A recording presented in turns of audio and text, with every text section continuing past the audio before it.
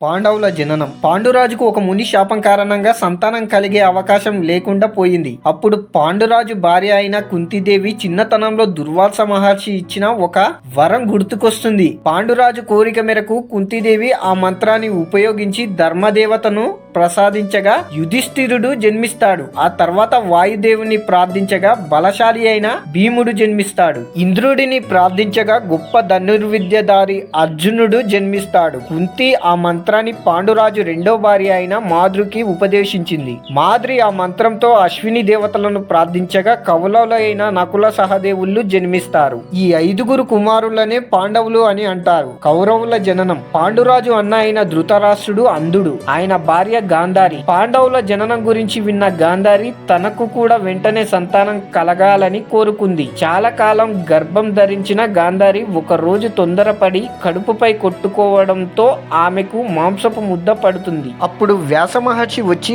ఆ మాంసపు ముద్దను 101 నేతి కుండల్లో భద్రపరిచి వాటికి తగిన జాగ్రత్తలు తీసుకుంటే 100 కుమారులు 1 కుమార్తె జన్మిస్తారని చెబుతాడు. కొంతకాలం తర్వాత ఆ కుండల నుండి ముందుగా దుర్యోధనుడు జన్మించాడు. ఆ తర్వాత ఒక్కొక్క కుండ నుండి ఒక్కొక్కరు చొప్పున 100 కుమారులు మరియు దుశ్శల అనే ఒక కుమార్తె జన్మిస్తారు. వీరినే కౌరవులు అని అంటారు. పాండురాజు మరణం గురించి తెలుసుకుందాం. పాండురాజు ఒకసారి అడవిలో వేటాడుతూ జంతు రూపంలో ఉన్న కిందవ మహర్షి మరియు ఆయన భార్యను బాణంతో కొట్టాడు. చనిపోతూ ఆ మహర్షి పాండురాజుకు శపించాడు. ఆ శాపం ఏమిటంటే పాండురాజు ఎప్పుడైతే తన భార్యలతో సంభోగించాలనుకుంటాడో ఆ క్షణమే మరణిస్తాడు. ఈ శాపం కారణంగానే పాండురాజు అడవిలకు వెళ్లి సన్యాసిలా జీవించాడు. అందుకే కుంతీదేవికి ఉన్న మంత్రంతో దేవతల ద్వారా పిల్లలను కన్నాడు.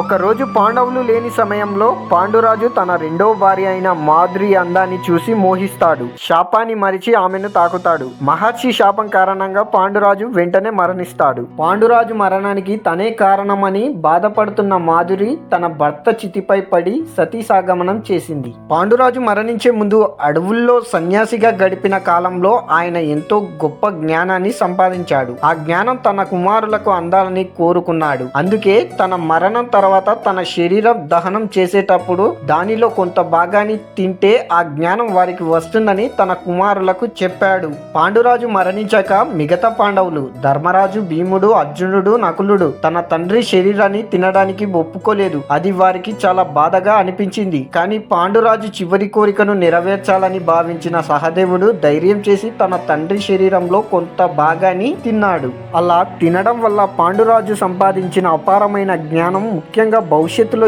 ఏం జరుగుతుందో తెలుసుకునే శక్తి సహదేవుడికి లభించింది. సహదేవుడు లోకాల్లో జరిగే మంచి చెడు విషయాలన్నీ తెలుసుకునే జ్ఞానిగా మారాడు. అయితే భవిష్యత్తు గురించి ఎప్పుడు ఎవరికి చెప్పకూడదని శ్రీకృష్ణుడు మారువేషంలో వచ్చి అతనికి ఒక షరతు పెట్టాడు. అందుకే సహదేవుడు మౌనంగా ఉండేవాడు. పాండురాజు మాధురి మరణం తర్వాత కుంతీదేవి 5 పాండవులను హస్తినాపురానికి తీసుకువెళ్ళింది. కురు పెద్దలు అంధుడైన ధృతరాష్ట్రుడు వారిని ఆదరించి కౌరవులతో పాటు కలిసి పెరిగే ఏర్పాటు చేశాడు.